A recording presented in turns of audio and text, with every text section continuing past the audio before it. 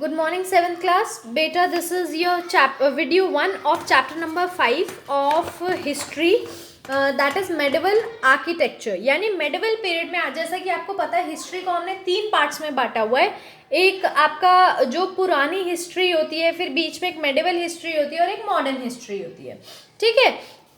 तो medieval history में क्या आर्किटेक्चर था, यानी वहाँ की किस तरीके की बनावट थी, वहाँ टेम्पल्स थे या टोम थे, क्या चीज़ वहाँ पर आर्किटेक्चर किस तरीके का था, वो हम इस चैप्टर में बेसिकली पढ़ेंगे. ठीक है. So a large number of monument and structure were built in the medieval period by various kings in north and south India as well as regional kingdoms. ठीक है. बहुत सारे मॉन्यूमेंट्स और स्ट्रक्चर जो है मेडिवल पीरियड में बनाए गए अलग अलग किंग्स के द्वारा in north and south India as well as regional kingdoms, यानी नॉर्थ और साउथ इंडिया में और उनका जो भी रीजन था किंगडम का, उसके अंदर बहुत सारी आर्किटेक्चर थी. कहीं पे मॉन्यूमेंट्स उन्होंने बना रखे थे, कहीं पर कोई और स्ट्रक्चर, कोई पिलर, ठीक है, कहीं पर डोर्स, किसी सिटी का डोर. तो ये सारे स्ट्रक्चर और मॉन्यूमेंट्स जो है उस टाइम के बने हुए थे. They have been divided into 2 basic broad categories.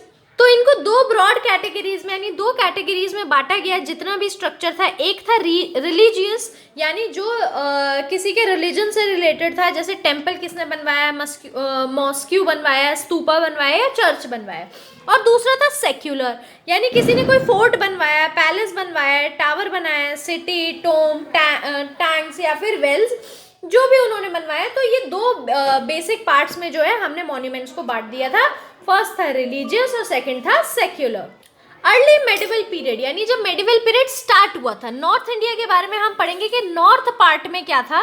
The temples in the northern India are built according to the style known as Nagara style. तो नागरा स्टाइल के अकॉर्डिंग जो है यहाँ पर नॉर्थ इंडिया में जो बिल्डिंग्स थी या जो टेम्पल्स थे वो बने हुए थे. This style was develop during the 5th century CE, यानी 5th सेंचुरी में जो है ये स्टाइल डेवलप हुआ था.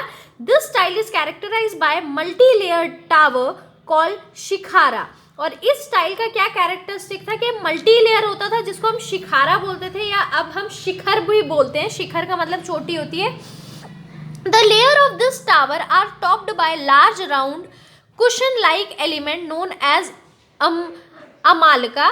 ठीक है. और इसके ऊपर राउंड करके, जैसे आपको ये दिख रहा है, ये होता था जिसको अमालका बोलते थे. The most prominent example of this style of architecture temple is Khajuraho in Madhya Pradesh. और यहाँ पर जो प्रोमिनेंट एग्जाम्पल है, जो इस स्टाइल का एग्जाम्पल है, जहाँ पे इस टाइप की आर्किटेक्चर हो रखी है, उसको वहाँ पर आप कहाँ पर देख सकते हैं, कौन से टेम्पल में, जो खाजूराव में है मध्य प्रदेश में.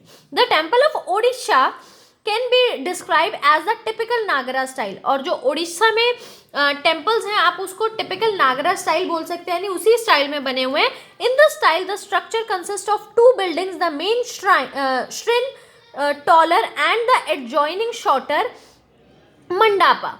ठीक है, mandapa.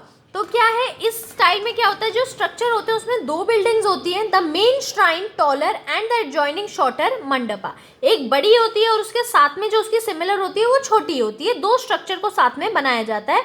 The main difference between the 2 in the shape of the shikhara. और दोनों में क्या डिफरेंस होता है, उनकी शिखर जो ऊपर का टॉप है उसमें डिफरेंस होता है. ठीक है, जैसे ये है, इसका टॉप अलग है, इसका टॉप अलग है. ठीक है. इन द मेन श्राइन में क्या होता है, bell shape structure add to the height. एक बेल की शेप का स्ट्रक्चर जो है उसकी हाइट के अंदर ऐड किया जाता है. Some temples of this styles are, अब कुछ और टेम्पल जिसमें सेम स्टाइल इस्तेमाल हुआ है वो क्या है, Lingaraj temple, Bhubaneswar sun temple, Konark, Jagannath temple Puri and Brahmeswar temple Bhubaneswar में जो है. ठीक है, ये लिंगराज टेम्पल जो भुवनेश्वर में है, सन टेम्पल जो कोणक में है, जगन्नाथ टेम्पल जो पुरी में है, और ब्रह्मेश्वर टेम्पल जो भुवनेश्वर में है. तो ये कुछ और एग्जाम्पल हैं. The Dilwara temple at Mount Abu were built by the Solanki ruler using white marble and inlaid worker and are decorated with a beautiful sculpture and carving of flowers and plants. जो Dilwara Dilwara temple है वो क्या है, mount Abu में है। इसको सोलंकीज ने बनाया था, सोलंकी रूलर जो थे उन्होंने बनवाया था, और इसमें वाइट मार्बल का इस्तेमाल किया गया था, ठीक है। वहाँ के जो वर्कर थे उन्होंने बनाया था, और डेकोरेट किससे किया गया था, स्कल्पचर यानी अलग अलग आप मूर्ति बोल सकते हो उससे, और फ्लावर्स की कार्विंग और प्लांट्स की कार्विंग इसके ऊपर की गई थी। उसमें पत्तियों का, पेड़ों का स्ट्रक्चर मतलब उसमें डिजाइन जो है वो डाला गया था। These were built in Nagara style of architecture, और किस स्टाइल में बने हुए थे, नागरा स्टाइल में। दीज टेम्पल्स आर, और ये टेम्पल्स जो थे beautifully carved in white marble built between the 11th and 13th century. ये व्हाइट मार्बल में बने हुए थे और 11th से 13th सेंचुरी के बीच में इसको बनाया गया था। These Jain temple are dedicated to the Jain Tirthankara, और ये जो जैन टेम्पल्स थे ये जैन तीर्थंकारा को डेडिकेट किए गए थे। There are 48 pillars in the temple, और ऐसे 48 टेम्पल्स जो हैं वो थे। अब हम पढ़ेंगे साउथ इंडिया के बारे में। अभी हमने नॉर्थ के बारे में पढ़ा, अब हम साउथ के बारे में पढ़ेंगे, और फिर किस पीरियड में क्या डेवलप हुआ उसके बारे में पढ़ेंगे। तो अब हम साउथ के बारे में यहाँ पर पढ़ेंगे। In south the Pandyas and Pallavas Cholas were great temple builder, यानी साउथ के साइड में पांड्यास ने, पालवास ने और चोलास ने बहुत सारे मतलब ग्रेट टेम्पल बिल्डिंग थे, यानी बहुत सारे टेम्पल उन्होंने बनाए थे और बहुत अच्छे अच्छे बनाए थे। The Pandyas construct a number of temples at Madurai, Madurai में किसने बनवाया था, पांड्यास ने। पालवास ने got the famous Surya temple and Ratha temple constructed at Mahabalipuram, और महाबलीपुरम में सूर्य टेम्पल और रथ टेम्पल जो है वो पालवास ने बनवाया था। और कैलाशनाथ जो टेम्पल है कांची में, वो भी इन्होंने ही बनवाया था। The biggest pattern of temple in south India were the Cholas, और बिगेस्ट जो सबसे बिगेस्ट जिन्होंने सबसे ज्यादा टेम्पल बनाए थे साउथ में वो चोलास थे। The south India followed the Dravidian style of architecture, यहाँ पर क्या था, द्रविडियन स्टाइल था। नॉर्थ में कौन सा था, नॉर्थ में अभी हमने क्या पढ़ा था, नागरा स्टाइल, ठीक है। और यहाँ पर कौन सा है, द्रविडियन स्टाइल है। This style marked by the pyramidical temple tower, यानी टावर पे पिरामिड जैसे इसमें शेप होता है। The temple were full of grandeur. The gateways of the temple are known as gopuram, gates को हम गोपुरम बोलते थे। The area where the image of god and goddess were kept are called garbhagriha, और गर्भगृह में हम जो जैसे आप मंदिर में जाते हो तो एक जगह होती है जहाँ पर मूर्तियां रखी होती है अंदर की तरफ, उसको गर्भगृह बोलते थे उस टाइम में। मंडापा जो है was located in front of गर्भगृह। मंडापा क्या था, यहाँ पर आपने पढ़ा था मंडापा, यहाँ पर आपने पढ़ा था क्या, मंडापा। तो मंडापा क्या होता है, तो क्या पढ़ा था, मंडापा मतलब जो टॉप लेयर होती है जहाँ से वो ज्वाइन होता है। तो जो इसका मंडापा था वो कहाँ था बेटा, कहाँ चला गया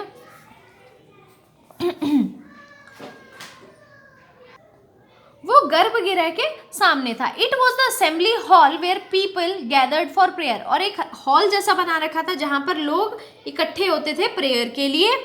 the top of the main shrine has a tower like structure called shikhara, और जो मेन श्राइन था, मेन बिल्डिंग जो थी उसके ऊपर एक टावर जैसा स्ट्रक्चर बना होता था जिसको शिखारा बोलते थे। The Chola build several hundred of temples and stambhas, और चोलास ने हजारों हंड्रेड ऑफ टेम्पल्स बनाए थे और स्तंभ बनाए थे। स्तंभ जिसको हम इंग्लिश में पिलर बोलते हैं, to commemorate the victories in battle, किस चीज के लिए, कि जो भी बैटल्स वो जीतते थे उसकी खुशी में।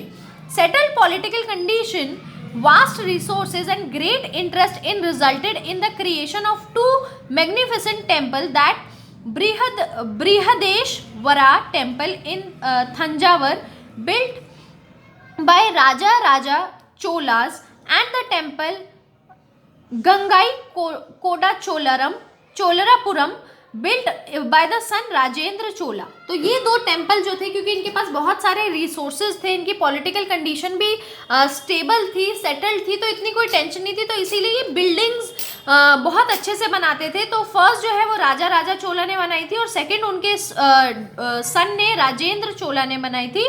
The Brihadeeswara temple has the tallest known vimana, और जो बृहदेश्वर टेम्पल है उसका टॉलेस्ट विमान नोन एज विमाना, वो टॉलेस्ट है जिसको विमाना बोलते हैं, 66 मीटर लॉन्ग है ये।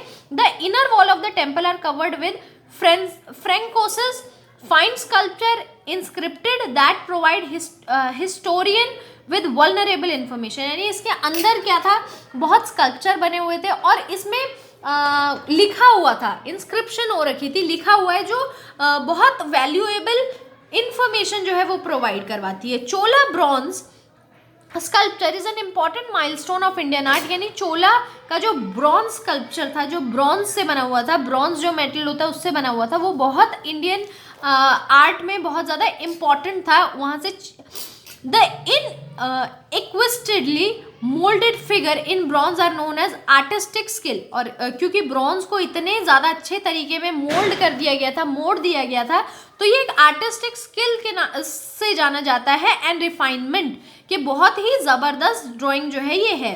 The Nataraja of the figure of the dancing Shiva was conceived and achieve for the first time during this period. और डांसिंग शिवा, ये जिसको हम बोलते हैं नटराज, ठीक है, ये जो है फर्स्ट टाइम इस पीरियड से हमें मिली थी। The Sultanate period introduce 2 new architecture style, the dome and the pointed arch. और सल्तनत पीरियड में हमें 2 नए आर्किटेक्चर स्टाइल मिले, एक था डोम स्टाइल जो ऐसे होता था और एक पॉइंटेड स्टाइल, मतलब जो ऐसे इसके ऊपर पॉइंट होता था। The dome was the important decorative structure in Islamic building. और जो डोम होता था वो बहुत ज़्यादा इम्पॉर्टेंट डेकोरेटिव स्ट्रक्चर होता था। यानी जितने भी आपने देखा होगा मुस्लिम्स ने या इस्लामिक्स ने जो बनाए थे वो डोम जैसी शेप में थे, ऐसे शेप में थे। तो ये मुस्लिम्स ने बनाए थे क्योंकि उनकी मस्जिद वगैरह सब इसी शेप की होती है, तो ये नई चीज़ थी। One of the most stunned example in the dome was the top of Taj Mahal. Taj Mahal का टॉप भी ऐसे ही है। The pointed arch that are introduce during the period was completely different from the type of arch that were being constructed within the country earlier. और जो pointed arc उसमें बनाई गई थी वो बिल्कुल डिफरेंट थी उस टाइम के बाकी आर्किटेक्चर से जो बाकी जगह होते थे। The use of concrete was also on the increase.